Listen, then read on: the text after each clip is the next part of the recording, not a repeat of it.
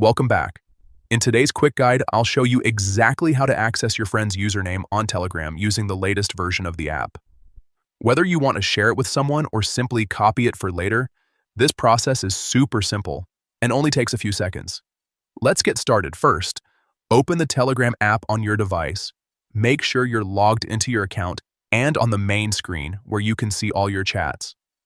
Next, open the chat with the friend whose username you want to find. Just scroll through your conversation list and tap on their name to enter the chat.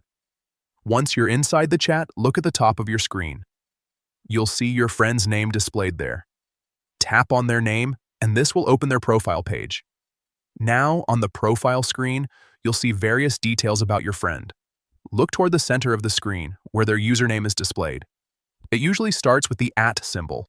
To copy the username, simply tap on it. Telegram will automatically copy it to your clipboard, so you can paste it anywhere you need, like in another chat, a note, or even outside the app. And that's it.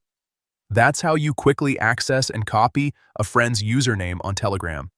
This feature is especially useful if you want to share someone's contact without giving out a phone number, or if you're managing contacts for groups, channels, or collaborations.